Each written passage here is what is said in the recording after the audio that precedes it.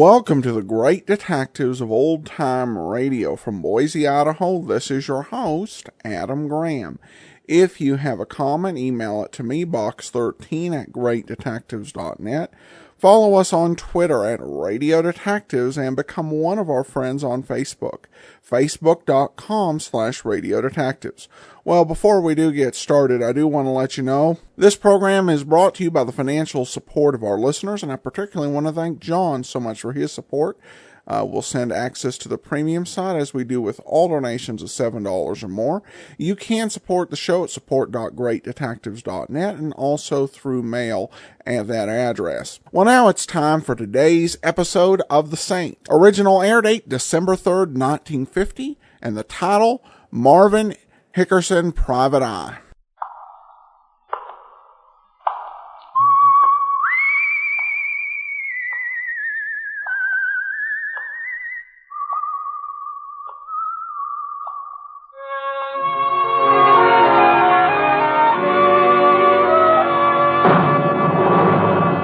The Adventures of the Saint, starring Vincent Price.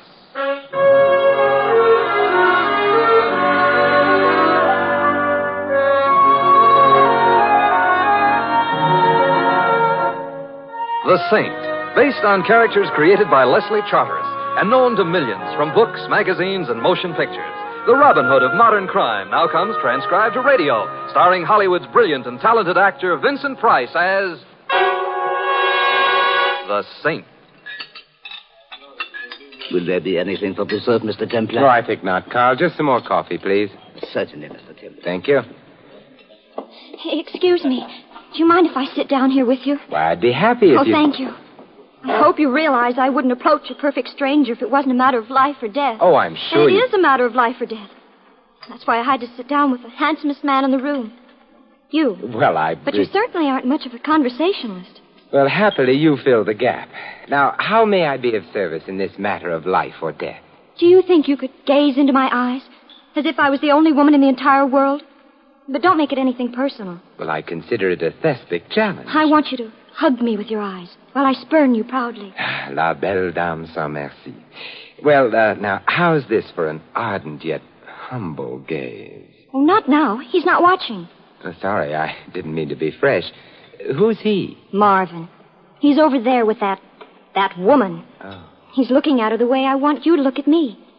This I shall have to see. Oh, don't turn around. They're leaving. They'll see you. Well, shall I start hugging you now? I'm sure it will be good for the muscles in my eyes. Yes, hurry up. I'm hugging. Stop. Why? He never even noticed me. He walked right on out. Oh, men. Here you are, Mr. Templar. Oh, I'm sorry, Carl, but would you mind changing that coffee to a double brandy? Right away, sir. But I never drink. Not for you, dear. Me. Oh. Did he say Mr. Templar? Not Simon Templar. Simon Templar. The Saint? The Robin Hood of modern crime? Mm-hmm.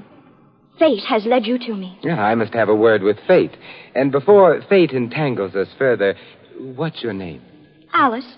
Alice Parks. But you can call me Alice. Thank you, Alice. Could you give me an explanation of this in a few thousand well-chosen words? You mean to say you haven't figured it out? And you, a perfectly marvelous detective? Well, I'm a little slow, Alice. A heavy meal. Well, that was Marvin. Marvin Hickerson. We were engaged, practically. And? And then he came to the city. He's a scientific farmer, but he sold his farm. For how much, may I ask? $50,000. Oh, how scientific can you get? He said he had to come here to pursue his new vocation. To the city, I mean. And what is his new vocation? Oh, he's a private eye. Well, I guess there's always room for one more. You do see, don't you? Yes, of course. See what? How horrible the whole thing is. Marvin has met this woman. And I found out he's drawn out his whole $50,000 out of the bank this morning, and, well, he's carrying it around with him. Now nobody will help me. I don't know what to do. Alice, tell me, are you worried about Marvin, or are you worried about the money? Oh, I'm only worried about Marvin, Mr. Templar. He's an awful dope. But I love him. I see. If you would go to him and tell him, well, the facts. The facts? Well, you know, about life. Well, frankly, I'm not feeling very fatherly at the moment, but I'll try. You will? You really will? You swear it by something sacred? I swear it by something sacred. Oh, Mr. Templar, you're the nicest detective a girl ever had for a detective.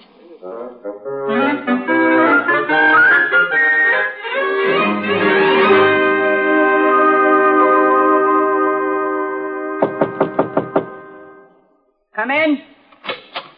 Mr. Hickerson? Marvin Hickerson, private eye. Come in. Oh, thank you. Now, what's your problem, Mr. Templar.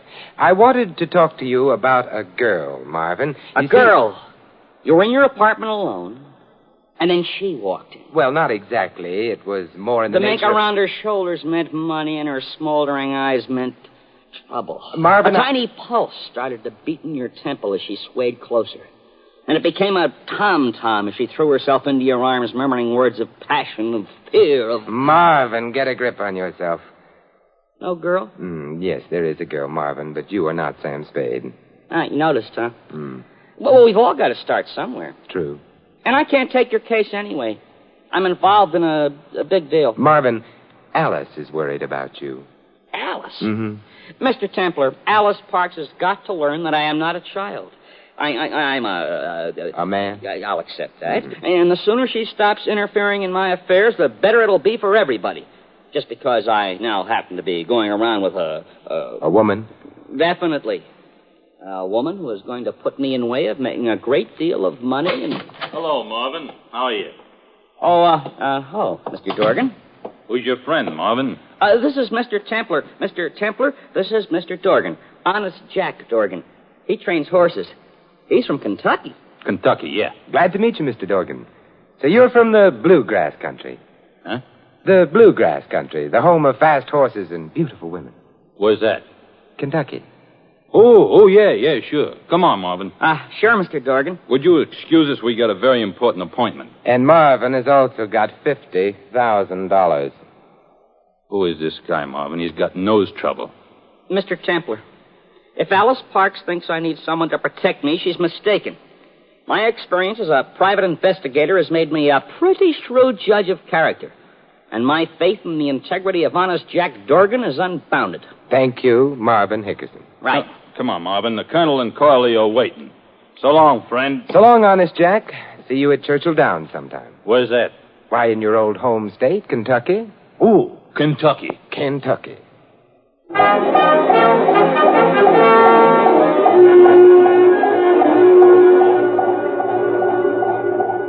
Mr. Templar, I'm worried about Marvin. Why doesn't he come? I'm a little worried about him myself, Alice. I didn't have quite the same faith in honest Jack as Marvin did. In this penthouse. Marvin never had expensive taste, never in his life. And her picture on the piano. All my love, Marvy, honey. You're Coralie. It's rather sultry looking, isn't she? Oh, I suppose she's pretty. If you happen to care for that type. Who doesn't? Oh, you men are all alike. It's a convenient arrangement. Oh, he's just an absolute beast. Don't you dare call Marvin a beast. Why doesn't he come, Mr. Templar? Yeah, I think I heard the elevator, Alice. That may be... Marvin! Hello, Alice. You better let me have that gun, Marvin. No, I'll need it.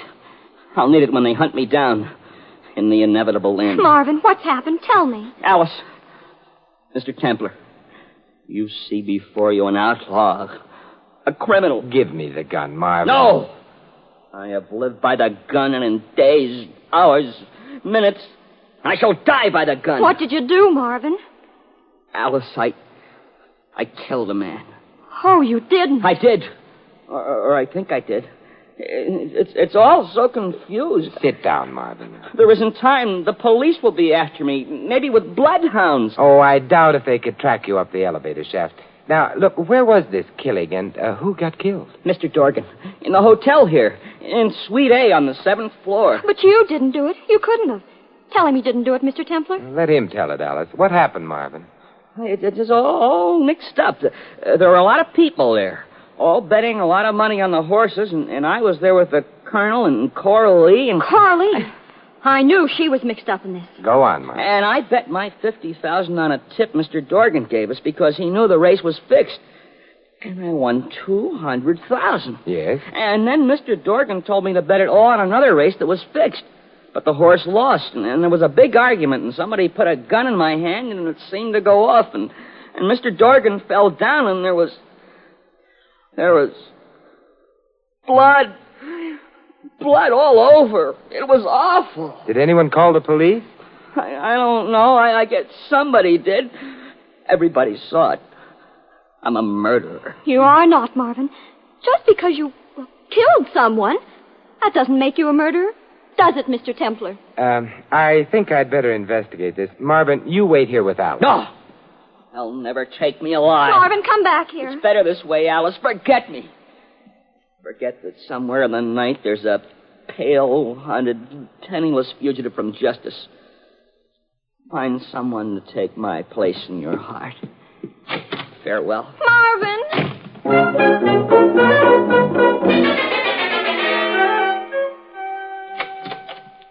Oh, Mr. Templar, didn't you? No, Alice, I didn't. He was already in the elevator. Oh, what are we going to do? Did he really murder someone? I think we'd better go find out. Come on, Alice. Where are we going? To Suite A, 7th floor, to see whether honest Jack Dorgan has really gone to his old Kentucky home.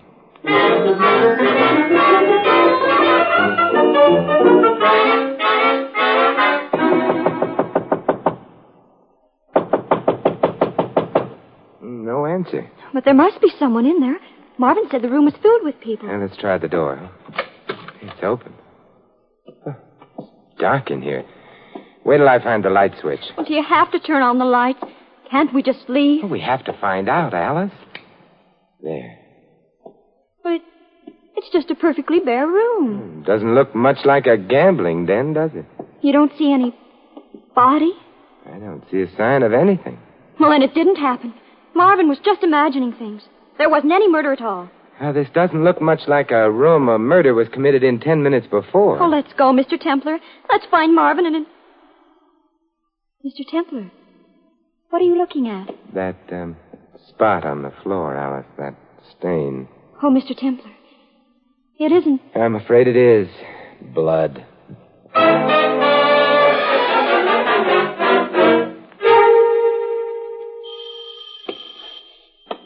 Oh, I'm coming. Oh, Alice, come in. Oh, Mr. Templar, how could you sleep so late with poor Marvin roaming the streets? A hunted fugitive. What time is it? 7:30. Well, I forced myself. And how do we know Marvin is a hunted fugitive? Was there anything in the papers about a killing? No. But the body will turn up, won't it? I mean, they always do. Usually. What are you going to do to find Marvin? I think I'll go out and make a few bets on the horses. What? You're going to spend the day in carefree abandonment while poor Marvin is roaming the streets? A hunted fugitive? I'd like to find out more about Marvin's friends, Coralie and the Colonel. Talking about horses in the bar of the Croydon, well, it might be a way of getting acquainted. You're going to get acquainted with her? Well, I'll go along to protect you. Thank you, but no. You won't turn into putty in her hands. She won't mold you as she wills. Maybe even a fate worse than death. It's a pleasant way to go. Well, all right, I trust you. Thank you. You're nice, Mr. Templar. And I want you to know that if it wasn't for Marvin, why, I might seriously consider you. No. And here you are, working to save your rival. Why, it's like Sidney Carton. It is a far, far better thing I do than I have ever done before. This is... goodbye, Alice. Goodbye, Sidney.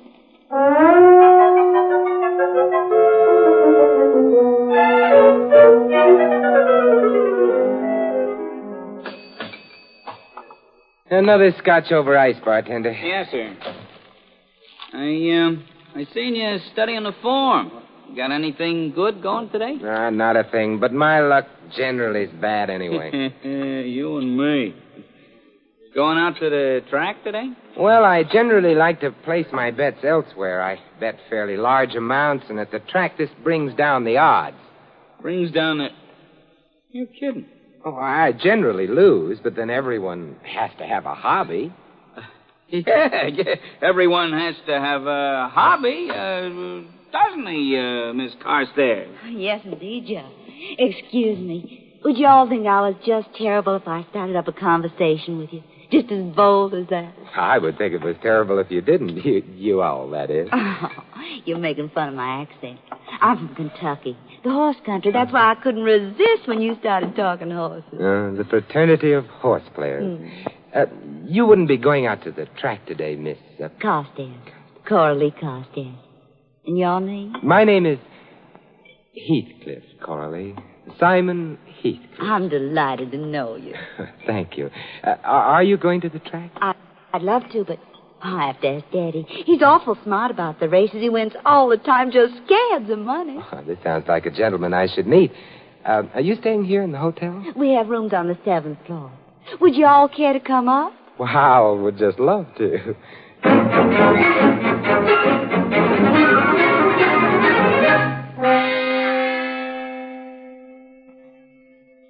Daddy, I'd like to make you acquainted with a friend of mine, Mr. Heathcliff.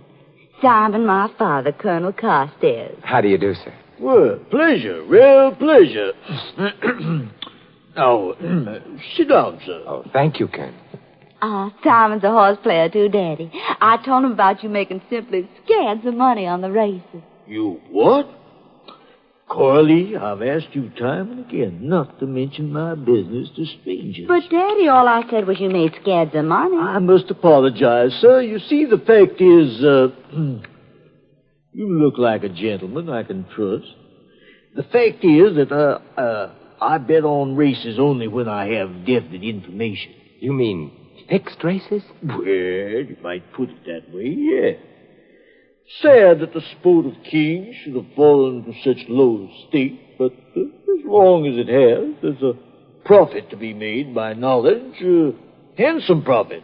And, I don't mind saying I have such knowledge. Could you give him a tip, Daddy? Oh, I couldn't ask anything like that. Oh, well, perhaps you can do me a favor, sir. I have a horse going in just a few minutes, but the horse parlor down the hall here has been refusing my bets. You see, I'm too heavy a winner for them. If you would care to place the bet for me... Why, I'd be delighted. Good. And, those little something for yourself. Just down the hall there, just down the hall, Street A. Shall we go? Oh, by all means.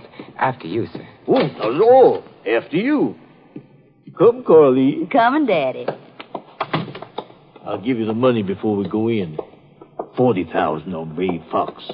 And whatever you want to add of your own. 40,000? Oh, that's a lot of money, Colonel. Chicken feed, my boy. Millions in this thing. Millions. Oh, here we are. Remember the knock in case you come back by yourself. 20 across, stop, Sarah. Okay, you're in. Well, this is quite a place. Good afternoon, Fred. Fifth race off yet? Just about, Colonel. But I'm not betting, Fred. No cause for alarm. But Mr. Heathcliff here would like to wager. Certainly, sir. The cashier's booth right over there. Thank you. Brave Fox to win. Hurry. I'd like to place 40,500 on Brave Fox to win. You're just in time, sir. 40,500 to win. Yes, sir. Did you make the bet, Simon? Right, and I bet 500 for myself. It's all I had with me. Well, small dividends first. Big ones will come later. Okay, fellas. Quiet down. The books are closed. And there they go. Oh, Simon, listen, here's the race. Oh, how exciting. At the half, it's Sooners' choice by a head.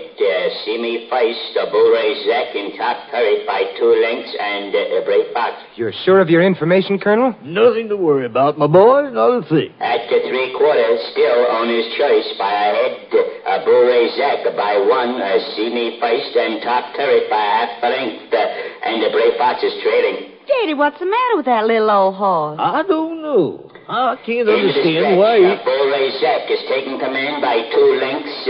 Owner's choice is second, and the top turret, See me first, and the Brave Fox is beginning to close ground on the outside. Come on, Brave Fox. Can he do it? He'd better. They're coming down to the line of finish. It's Bull Ray Zack and top turret with Brave Fox on the outside.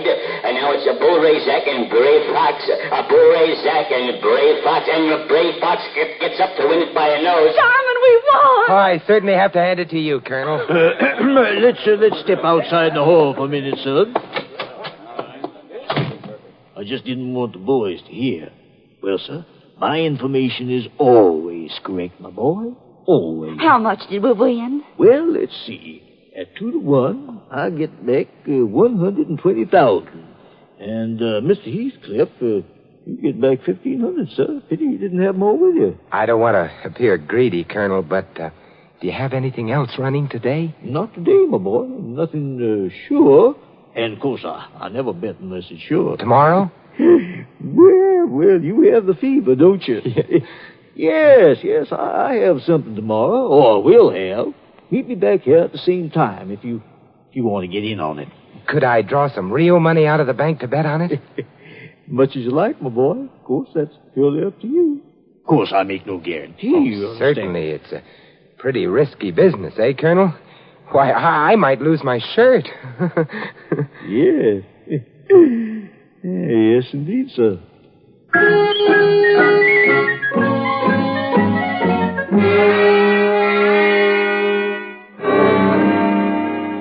I don't understand, Mr. Temple. You actually won $1,000. Come on, Money, Alice. The whole place is working with the Colonel. The race was actually over before I bet. They'd let me win the money. But why? So I would go to the bank tomorrow, draw out 30 or 40,000, and come back and bet it. And then I'd lose. Oh. Was she very pretty? Who? Coralie. Well, if you care for that type. Marvin did. Yeah, it's a sure sign of 20/20 vision. He hasn't come. Marvin. When I think of him out there, a poor, lonely, hunted fugitive. Yeah, I know. And here we are, the two of us, safe, alone in your apartment, the two of us. Alone. In your apartment. Alice, What's that?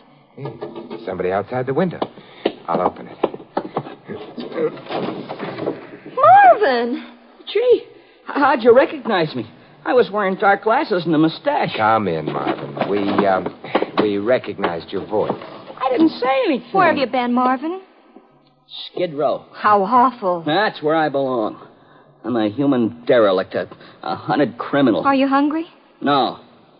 I ate at the Sunshine Mission. They wanted me to stay and sing tenor in the choir, but then I read the paper and came here. Is there any hope? Marvin, look, I want you to stay here tonight. Tomorrow you're going to the police and give yourself up. Never. It may not be as bad as you think. You're going to give yourself up and then send the police over to Suite A, the 7th floor of the Croydon, where I will have just been swindled out of my money, just as you were. I was swindled? Gee, they had a nerve swindling a private eye. Yeah, some crooks just have no decency. But Coralie wasn't a crook. Was she? I'm afraid so. Gee. Marvin. Oh, I suspected her, of course, all along. Now, look, here's the plan, Marvin. I'll be there at 2 o'clock. You walk into the police station at 2 and send them over. That would give me enough time to lose the money. Have you got that?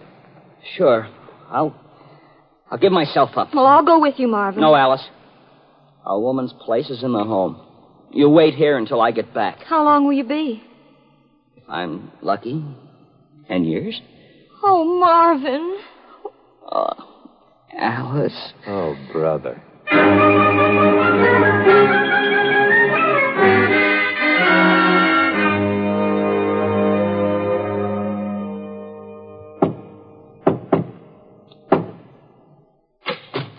Hello, Colonel. Come in, sir. Come in. I don't quite understand, Colonel. Where is everybody? Where's Fred, the cashier, all the betters? Well, it's just a family party today, sir. Just Coralie and myself. Say hello to the gentleman, Coralie. Honey.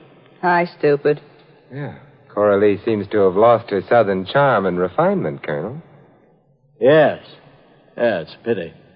I constantly try to impress on our cast. Of course, we are all actors in a way that to be successful, you must live your part 24 hours a day. But there's not the same pride in craftsmanship there was in my day. Sit down, sir. Sit down. Thank you. What gave me away? Simple thing, really. One of our personnel saw you with young Marvin Hickerson the other day. Come in, Dorgan. Hi, Nosy. Well, honest Jack Dorgan from Kentucky. Then you really weren't shot, Mr. Dorgan. The gun held blanks. And the blood was catching. Merely a convenient way of getting rid of a sheared lamb. I thought as much. Now what happens? Nothing. Nothing at all, Mr. Templar. No doubt you have the police outside waiting to pounce after we take your money. How much did you bring, by the way? 30,000. Oh, shame I have to pass it up. We're going to pass up 30 grand? Necessity, Coralie. Let me at least beat the 1,000 out of him he won from us, Colonel. Him and his Kentucky. That would be the police. A little early, aren't they, Mr. Templar? Come in. Reach for the sky. I got you covered. Marvin. I didn't go to the police, Mr. Templar. I thought if I brought the gang in myself, I might get a lighter sentence. Lighter sentence for what? Why, for sure. Mr. Dorgan. Yes, Mr. Dorgan made a quick recovery, Marvin. Yeah, and I got a gun, too. You see it? Well, this is convenient. The police aren't coming, then we can take Mr. Templar's 30,000. Although, of course, I deplore violence. offends my sense of Southern hospitality. Stand up, Templar. No, my feet hurt. Stand up. You forget. I've got a pistol here. Don't anyone move. What pistol, Marvy? The same pistol I shot you with, that's what. Marvin, look, the cartridges are blanks. Blanks.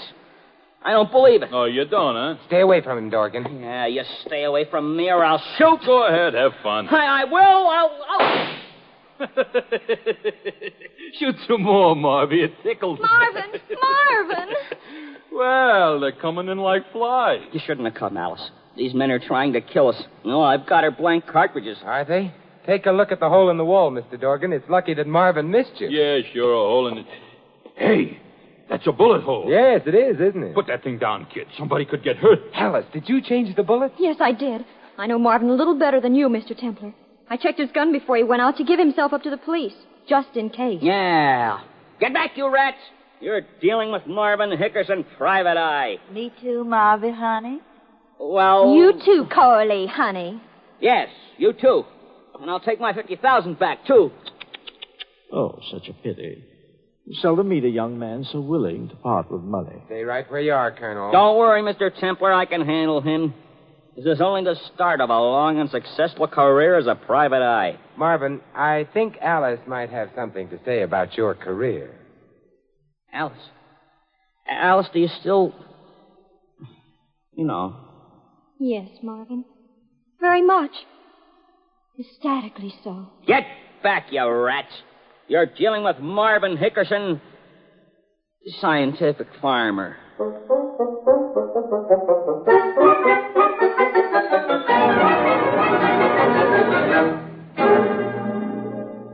You mean this is goodbye, Alice? Marvin's waiting outside, Mr. Templar. I guess that, well, it just wasn't meant to be. You and me, that is. C'est la vie. I agree. But I want you to know that I'll always remember you, Mr. Templar. From the first moment in that restaurant, when you hugged me with your eyes. That was a moment, wasn't it? Golden. And when the first child comes, we'll name it Simon, after you. No. Yes, Simon, forever and ever. I'll be very honored. Just think, by tomorrow, I'll be Mrs. Marvin Hickerson. I wish you'd promise me one thing, Alice. What, Simon? Don't ever take the hick out of Hickerson.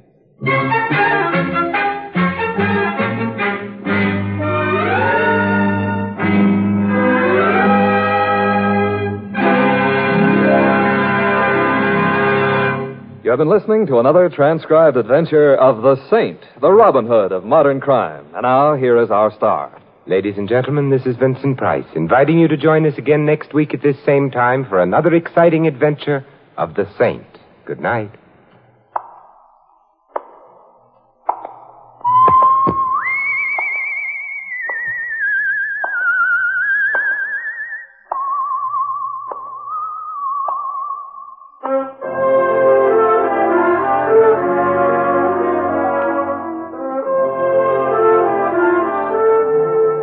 This story of the Saint was written by Dick Powell. Our cast included Leslie Banning, Maggie Morley, Victor Rodman, Edmund McDonald, Herb Vigran, Bill Tracy, and Barney Phillips.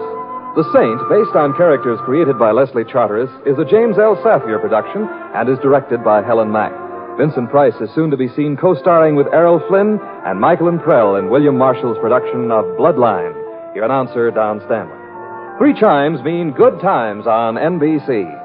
Tonight, The Big Show, your hour and a half of comedy, music, and drama, includes Tallulah, Margaret Truman, Fred Allen, Danny Thomas, Douglas Fairbanks, Mindy Carson, and many, many more. And Theater Guild on the Air tonight brings you Carousel, starring Patrice Munsell and Cornell Wilde. Remember, Margaret Truman and Doug Fairbanks join The Big Show today on NBC.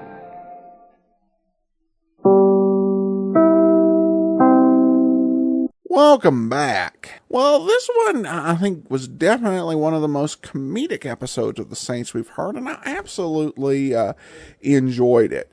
It's certainly not the type of thing that I think every detective show was going to be.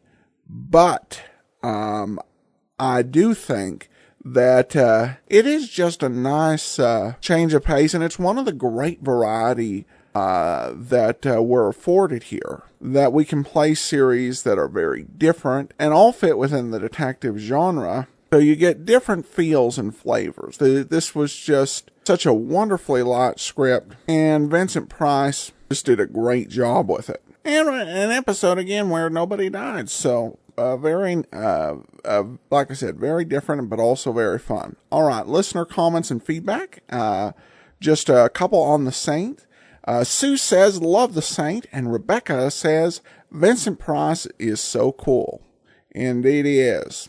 All right, well, that will do it for today. We'll be back tomorrow with Man from Homicide. In the meantime, send your comments to box13@greatdetectives.net. Follow us on Twitter @Radio Detectives and become one of our friends on Facebook.